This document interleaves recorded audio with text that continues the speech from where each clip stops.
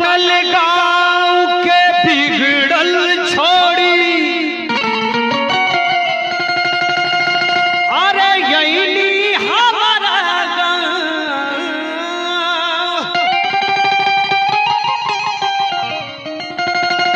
पाँव के पायल ऐसन छन कमली गह गह करे हमारा गाँव। कुसुम फूल यस गम कल दहिया,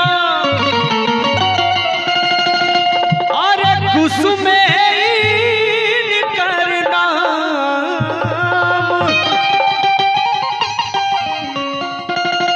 कि गाँव में हमरे कि 4 दिना में तहलका मचवनी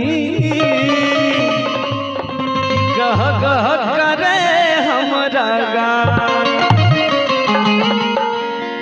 कि दर्द दिल के बढ़ा के गइल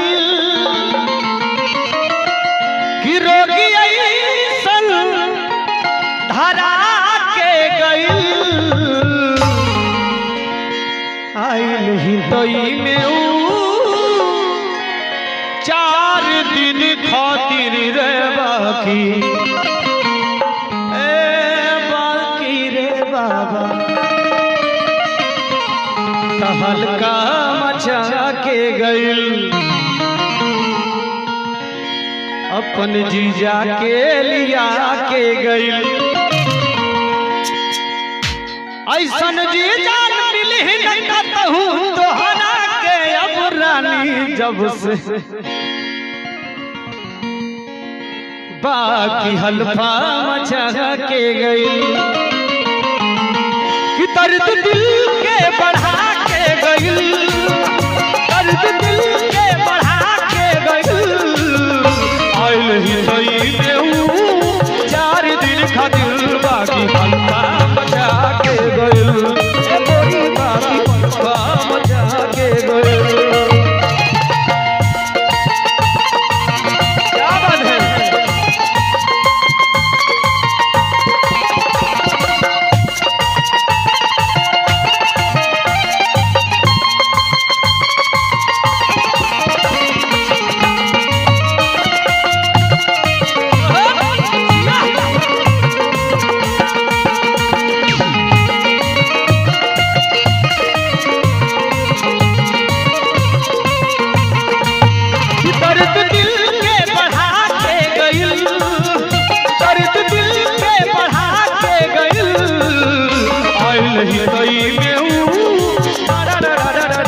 आइल हितई में 4 दिन खातिर बाकी हल्फा मचा के गइल, हे गोरी बाकी हल्फा मचा के गइल, हे रानी बाकी हल्फा मचा के गइल।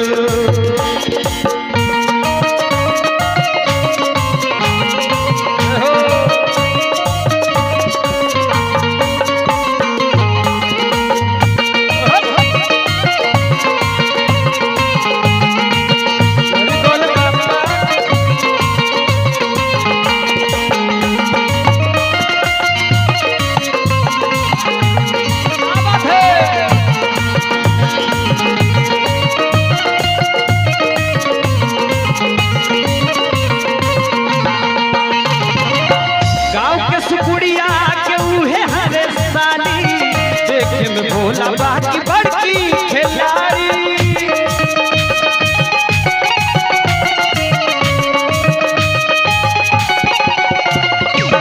गाँव के सुपुड़िया है हरे साली, देखे में बाकी बड़की खिलाड़ी। रोगी